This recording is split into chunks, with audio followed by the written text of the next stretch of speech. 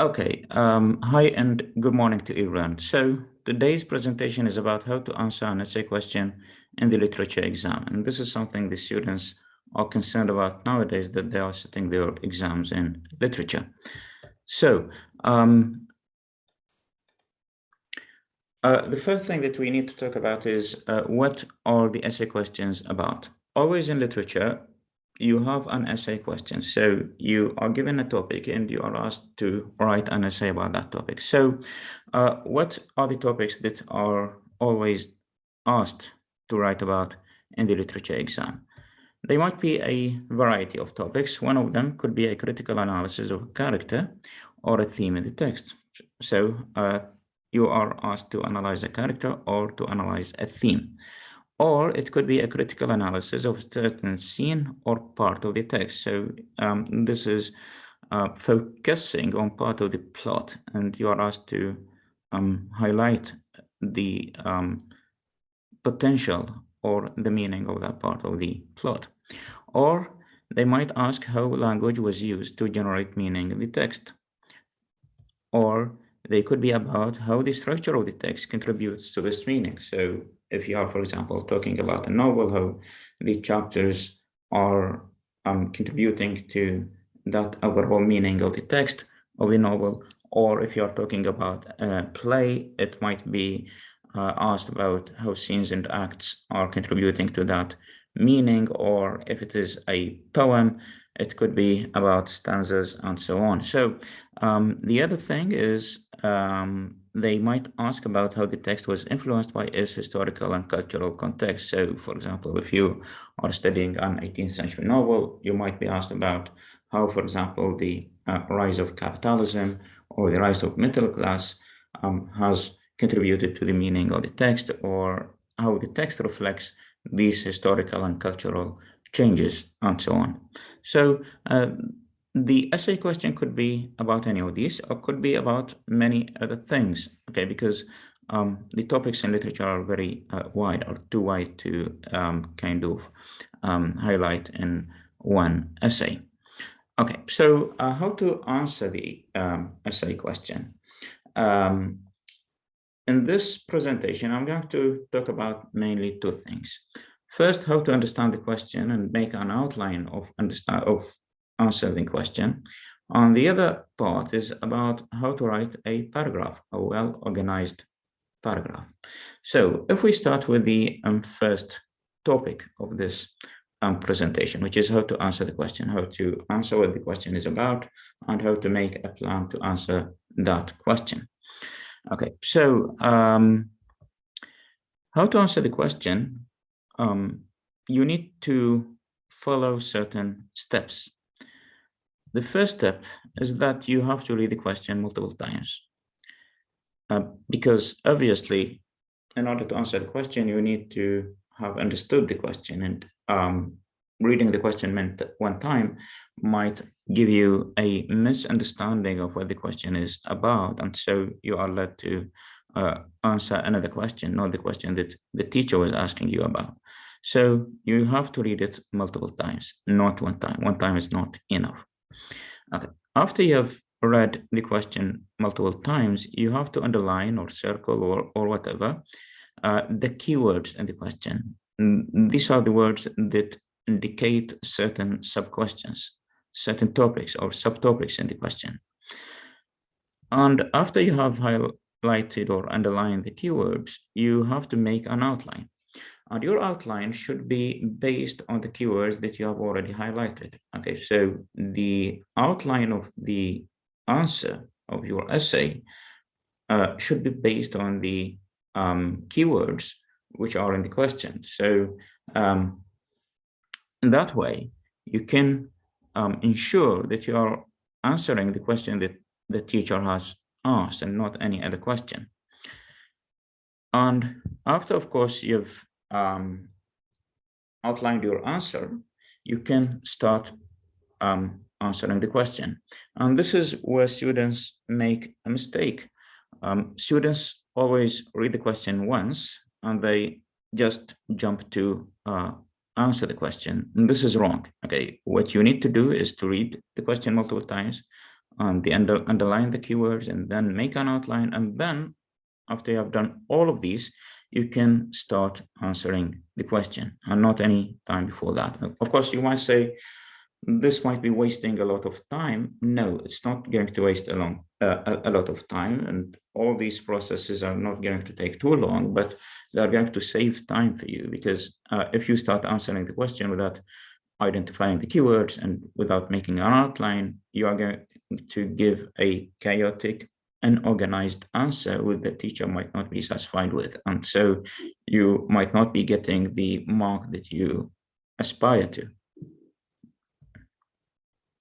Okay, so in order to illustrate that with an example, here is an example from a book by the writer Nicholas Marsh. The book is entitled How to Begin Studying English Literature. And this example and another example of this presentation is indebted verbatim to that book. So here we have a question about Shakespeare's The Winter's Tale. Of course, we don't need to know the play in order to know how to answer the question, or how to highlight the keywords, for example, in this question. So it's just about the technique. So even if you are not familiar with The Winter's Tale, it's no problem. Okay, so we have this question. Consider the view that in The Winter's Tale, Shakespeare compares the sophistication of the court with the simplicity of the country, and draws a clear moral lesson from this contrast. So it seems that we have two settings in The Winter's Tale. One setting is the court, and another setting is the countryside. And Shakespeare is showing or associating some kind of moral properties to each of these settings, as he usually does. Okay, so the question is asking us whether Shakespeare compares these two settings, and if he does, what moral lesson does he draw from that contrast? Okay, so the first thing, as we have said, we need to read the question, as I've said multiple times. After that, we need to kind of highlight the keywords in the question. Of course, so when I come to this question, I see one of these keywords is the word compares. So I know that the question is asking me about a comparison.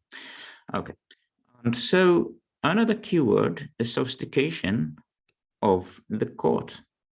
Okay, so I have to, one thing I need to do then in this question is to talk about the court scenes and how they show a sort of sophistication. On another thing, another keyword is simplicity. This is a word that is also highlighted. On simplicity, not of anything, but rather of the country. Okay, and another thing is moral lesson. Does he draw a moral lesson from this contrast? Okay, so I see that there are many keywords in this question, and identifying the keywords helps me to understand the question, or what the question is about, or what the examiner is asking me exactly to do. Because if I don't highlight these two keywords, I might just, as many students would do, jump immediately to the answer, and I might write an answer which is lacking of many of the treatment of these keywords or the key topics, because each keyword highlights a topic. Okay, so you have to put this in mind, that in literature, always the essay is not asking about you, is not asking you about one topic. Most of the time, it is asking you about a topic and subtopic and subtopic, another subtopic, and so on. So it's always asking about multiple topics. And in order to know what these topics are, you need to highlight these keywords, because these keywords kind of tell you what the topics that the examiner is asking you to write about. So from this, I know that I am asked to do many things in this question. I'm not asked to do just one thing only. So based on the keywords that I've highlighted, I can know that at least there are 4 things that the question is asking me to write about. So one of these things, do the core scenes show sophistication? And so you see that every keyword is a sort of sub-question. So the sophistication of the court is a sub-question. So the question is asking me to write about the sophistication of the court. The other thing, do the country scenes show simplicity? This is another question, okay? And how do I know that this is a sub-question from the keywords?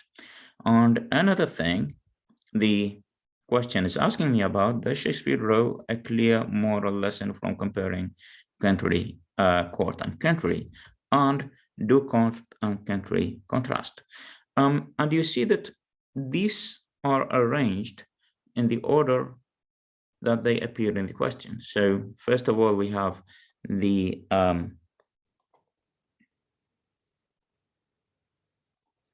first of all, you see sophistication of the court, and then simplicity of the country, and then moral lesson, and then contrast.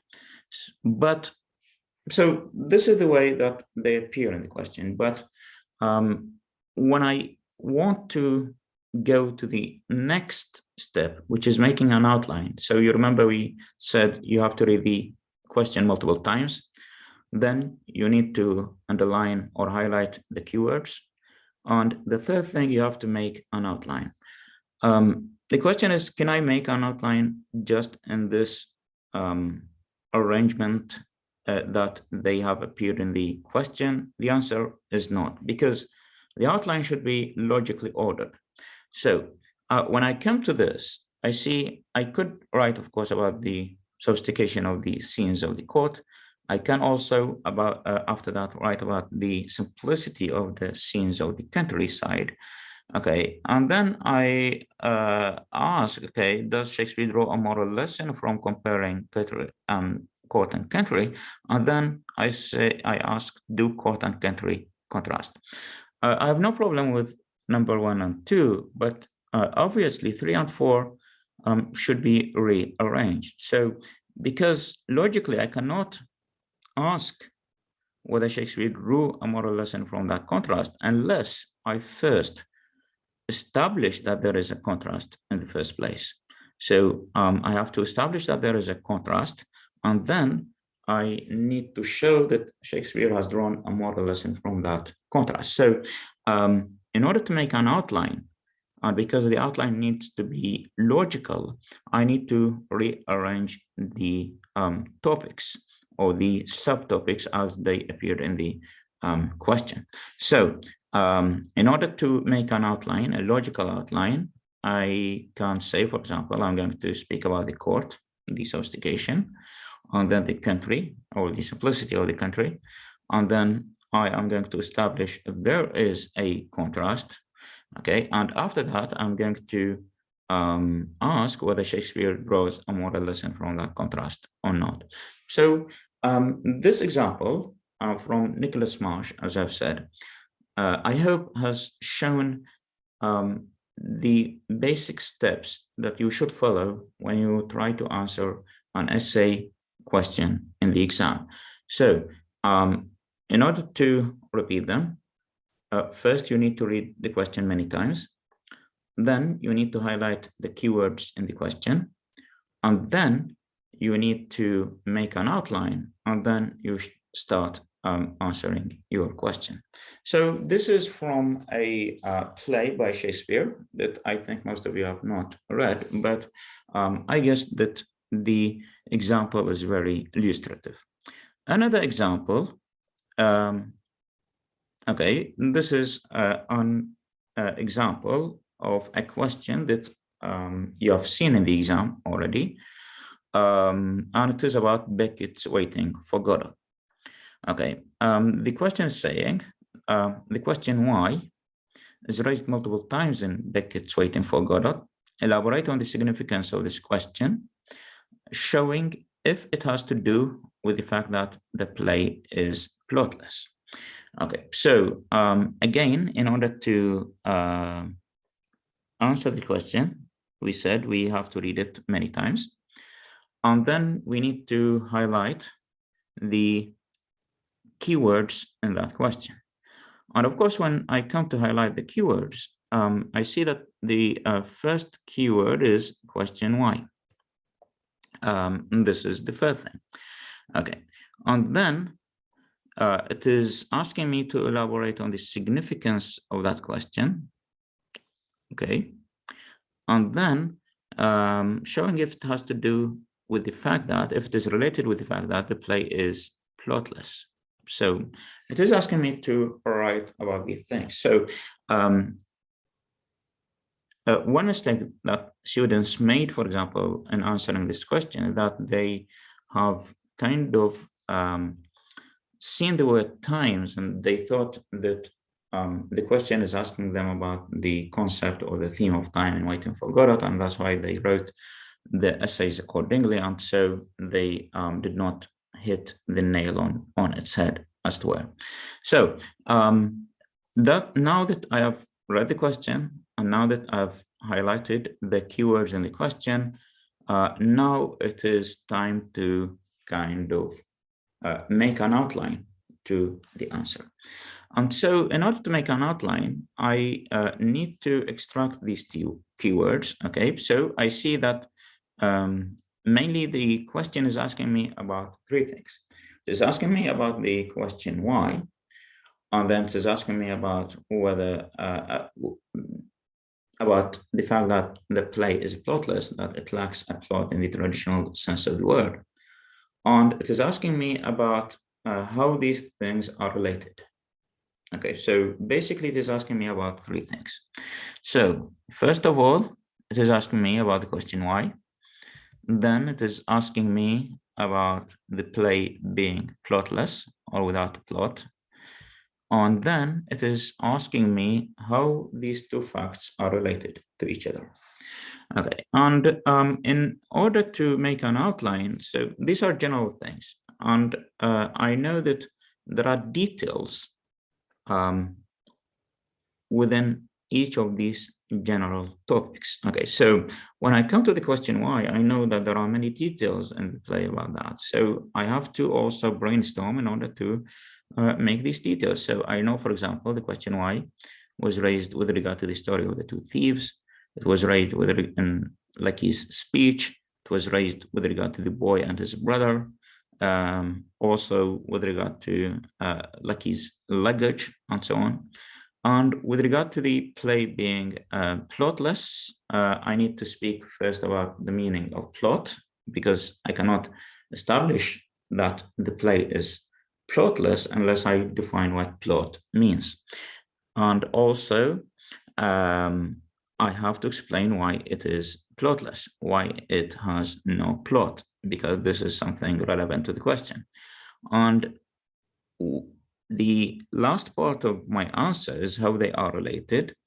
Also, I can speak, for example, about meaning and causality, because the question why is about causality, about cause and effect, and plot is also about cause and effect. So this is one way to connect these two things.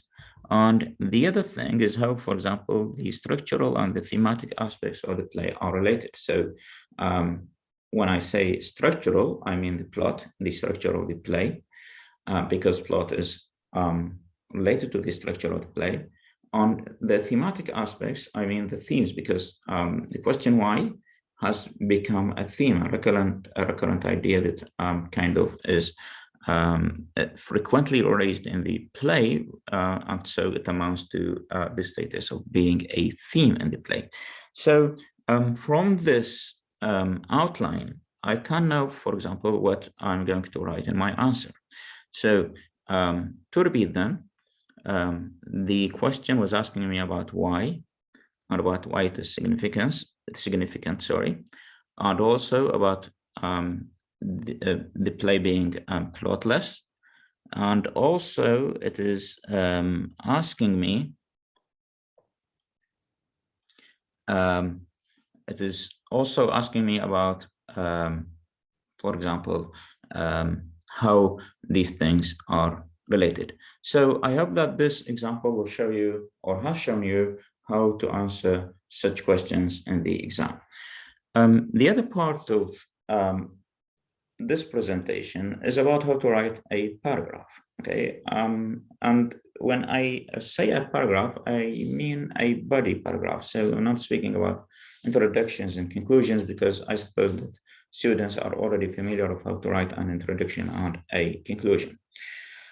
So now that we have seen how to answer, or how to arrange or organize the answer of any question, and how this is related to the question itself, how this stems from the keywords that are highlighted in the question. Now it is time to see how to write a paragraph. And of course, you have studied how to write paragraphs in your courses on essay writing and composition. And so this presentation is not a substitute for what you have studied elsewhere. It's just highlighting how we do things in a literature essay. Okay, so in order to write a paragraph, the best way is to follow what writers call, when they speak about exams, the PEE method, which is that you have to make a point, and then after you made a point in the paragraph, you have to give evidence to support that point. And after that, you have to explain the evidence, or how the evidence is related to the point that you are making. So, okay, in order to make that clear, I have also borrowed an example from Nicholas Marsh's How to Begin Studying English Literature. And he is raising a question about the violence of language in Hopkins, Gerald Manley Hopkins, the wreck of Discharge. Okay, and so Gerald Manley Hopkins is infamous for the sort of language that he's using. So we need to prove in a paragraph that Gerald Manley Hopkins is using a violent language. Okay, we need to make that statement, but it's not enough to make a statement. You have to give evidence to support that statement, because your reader is not obliged to believe whatever you say unless you support it with examples, with evidence from the text. And also, even if you have given a statement, if you have provided examples or evidence, that's not enough, because you have to show to the reader how your evidence relates to the point that you are making, or to the statement that you are making. You don't need, or you shouldn't leave that to the reader to figure out that for himself or herself, how the evidence is related to the point that you are making. So as I've said, then we have three parts in order to write a paragraph. The first part, we need to make a point or statement, or sometimes you call it a topic sentence or whatever.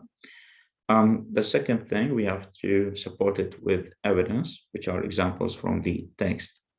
And third, we have to explain how the evidence is related to the point that you are making. And when we speak about evidence, there are two ways to provide evidence from the text. Either you present a quotation, which is some words or a word or a sentence and so on. And this is when you are, for example, speaking about a short text. When, for example, you are writing about a poem, you can use a word or a set of words to provide evidence. Or sometimes you need to give a summary of what happens in the text and present that as on evidence. Okay, so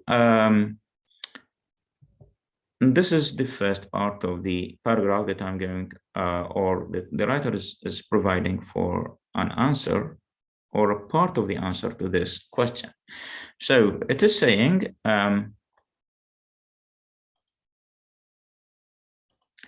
Hopkins' language is extremely violent, full of physical strain with overtones of pain and punishment. So this is a statement, or this is a point that you are making. Question is it enough? Answer is no, it's not enough, okay, because you are just making claim. You need to support it with evidence. So this is the evidence, okay, and I've highlighted it with a different color. For example, the words lashed, rode, sweep, hurl, and trod all occur within 7 lines in stanza 2. So the evidence is kind of quoting some words that indicate violence or pain or punishment, okay, from one stanza from that poem. So now the reader cannot disagree with you. If you just give a statement, the reader can't disagree with you because, of course, you are just making a statement. Why should they believe you? But now that you have provided evidence, the reader has no option but to agree with you. And after the evidence, the reader might also need to know how to connect these things, how to connect these words or this evidence with a statement. So you shouldn't leave that to the reader to figure out for himself or herself, but rather you have to provide an explanation. And this is the third part of the paragraph that you are writing. And with explanation, there are two ways. You either explain with the question why, and why the reader, for example, why the author is using these words in order to present this kind of violence or punishment or sense of pain. Or you can compare the evidence with the statement that you are making. And I'm going to give example of both of these. So the third part then of the paragraph is or can be this kind. Okay, so you add after you have presented a statement and after you have supported with a piece of evidence, you can explain how, for example, you can develop the idea by explaining or by asking the question why Hopkins uses this kind of language. You can write, for example, the subject of stanza self-spiritual experience. So it seems that Hopkins uses violent physical language to make his spiritual experience more vivid and real to us, to convey his religious feelings more directly to the reader. So what it is saying basically is that he's speaking about an extremely violent spiritual and strong or powerful spiritual experience. And in order to convey that meaning to the reader, he's using some words that have the meaning of physical violence. So in order to convey the meaning of spiritual violence, in order to make it closer to our minds, he uses examples from physical violence. So you see that this last sentence kind of explained why Hopkins, in this evidence, is using these words in order to convey that meaning, which I've kind of made clear in the statement. So we see that in this paragraph. Of course, when you write a paragraph, you cannot write statement or evidence, all these words, but rather you just make it a one connected paragraph with a group of sentences that are smoothly related to each other. Okay, so you have 3 parts of the paragraph. First part, you give a statement. And the second part, you provide evidence. And the third part, you develop the idea by asking the question, why? So I hope this example is clear enough for you to understand how to write a paragraph. Another example, and this is about the question why and waiting for Godot. You remember we cited this example of how to organize an answer for your essay question, and we sort of highlighted the keywords in that answer and made an outline and so on. Now I want to write a paragraph about just this topic, the question why. Okay, so with the question why, I'm going to kind of elaborate more on this topic because I want to arrive at a certain advanced level of writing a paragraph. So in the first part of writing the paragraph, I give a statement just like this. So the statement is saying the question why features prominently in Beckett's Waiting for Godot, so much so that it becomes a thematic concern in the play. And you see that this is a statement. So what I'm stating here, or what I'm claiming here, that the question why is very important to the extent that it became a theme in the play. And a theme is a recurrent idea. When an idea occurs only once or twice, it's not a theme, but when it recurs frequently in the play or the novel or whatever, it is raised to the status of becoming a theme. Of course, this is just a claim that I'm making, and my readers are not obliged to agree with me. So in order to make them agree with me, I need to provide evidence. But because here I'm writing about a play, and play is a long piece of writing, not just like a poem, as in the previous example. So obviously I have many examples. So in order now to give evidence, I can say, for example, and this is the second sentence I'm writing, and I'm now starting to give evidence. And you see I wrote it in a different color so that it becomes clear to you what parts I am writing in. So with the first part of the evidence, I can start with a general sentence. All of Vladimir, Estrogen, and Lecky raise this question in different contexts. So I'm saying that this question is raised by Vladimir, Estrogen, and Lecky. So as I started with that general sentence, I now need to specify. Okay, so I start with Vladimir because here I've started with Vladimir. So I can say, for example, Vladimir in particular seems quite interested in this sort of question. For example, with reference to the story of the two thieves, he asks why one of them was damned and the other saved. And as he is interrogating the boy, Vladimir asks him why Godot beats his brother but spares him. So I've given like a piece of evidence in order to support my point or my statement. And this piece of evidence is just related to Vladimir. I have to supplant it with another piece of evidence related to Estrogen and another piece of evidence related to Lecky. Okay, so I add another sentence, say, for example, Estrogen, you see, I started with Vladimir, I've finished with Vladimir. Now I move to Estrogen because here I stated Estrogen also is asking this question. Also ask this question, wondering why, for example, Lecky does not put down his luggage despite his suffering. And you remember, Estrogen was always asking why is he still carrying the luggage. And now that I've made a point, that I've provided evidence about Vladimir and about Estrogen, I need to move to Lecky. And so I add another sentence about Lecky, and we say, for example, Lecky himself raises this question when talking about the features of the personal God who loves us dearly, with some exceptions for reasons unknown.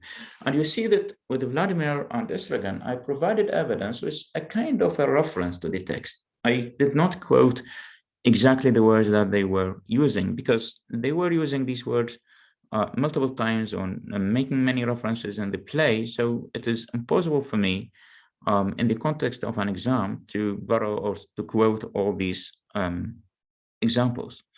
But here with Lecky, for example, I chose to quote because maybe that line of Lecky in the speech of Lecky, when he was speaking about the personal God, is very succinct, is very terse, that it makes an effect. Okay, so that's why you see I have included that between inverted commas, okay, so which indicates that there's a quotation, God that loves us dearly with some exceptions for reasons unknown, okay, so, and I've closed the quotation to indicate that this is the end of the speech of Lucky. So with the Vladimir answer again, I provided evidence, but was just a reference to the text.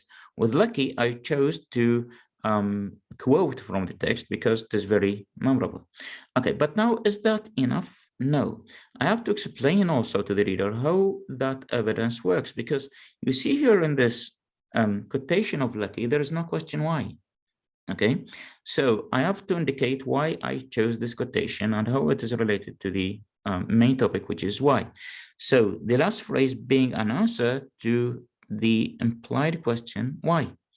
And because he's saying for reasons unknown, so as if he is, when he says, for example, of God who loves us dearly with some exceptions, he's expecting someone who is asking why, and then he's answering, like he's answering this implied question for reasons by the word for reasons unknown. So it's not enough to maybe quote from the text, but you need also to show how that quotation is related to the point that you are making, because don't suppose that everything is clear to the reader. It might be clear to you, okay, because you are writing these things, but it shouldn't be also at the same time clear to the reader. So you need to also illustrate how this quotation is related to the point that you are making. So you see here, I've made a statement and I have provided evidence with all of these sentences. I provided evidence.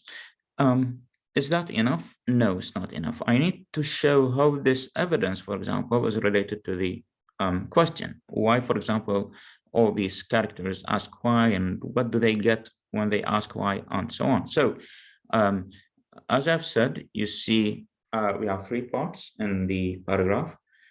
We have to make a statement, provide evidence, and develop the idea by creating the significance, or how, for example, this evidence is related to the point that we are making. So I add another sentence which says, after I have provided evidence, I can say, for example, and this is a comment on the evidence. However, in all the instances above, the text falls short of providing an answer to that question. So you see here that most of the time, when people are asking why, they don't get an answer. Okay, so this is something that a point that I'm making about this evidence. Okay, this might indicate the frustration humans face every time they try to make sense of their world.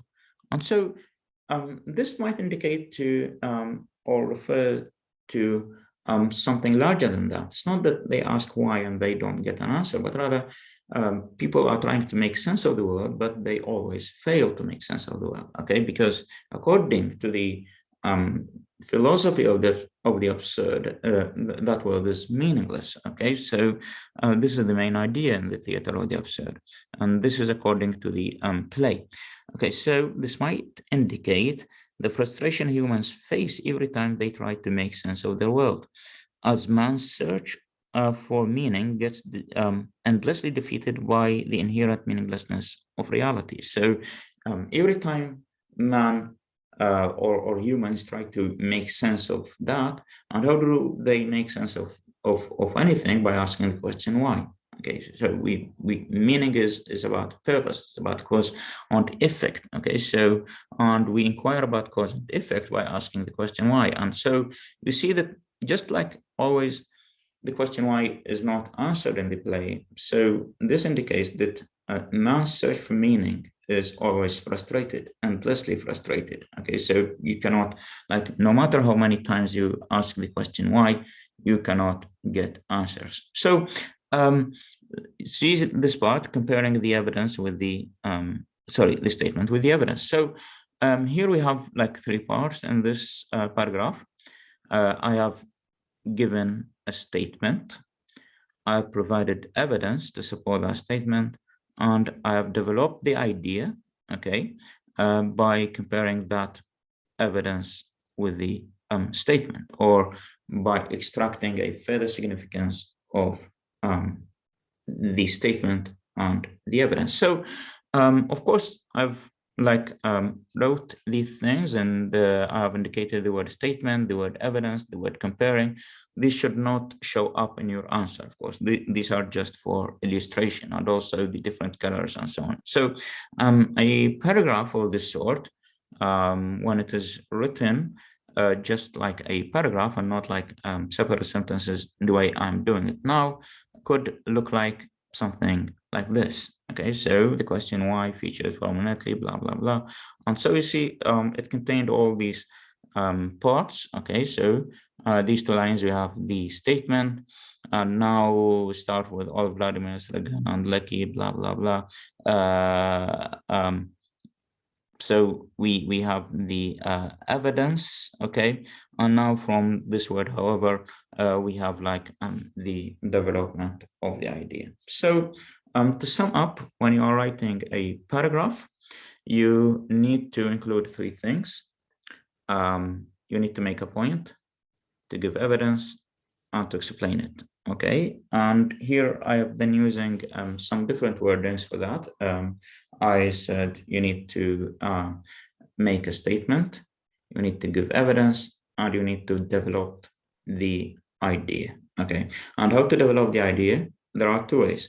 Either you ask the question why, as we saw with the Hopkins example, or you kind of compare the evidence that you are providing with the statement that you are making.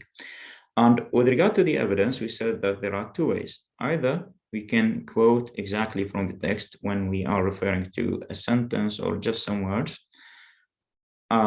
or we can make a reference when we are referring to many different separate incidents in the text, which we cannot include in one quotation, so we just make a reference.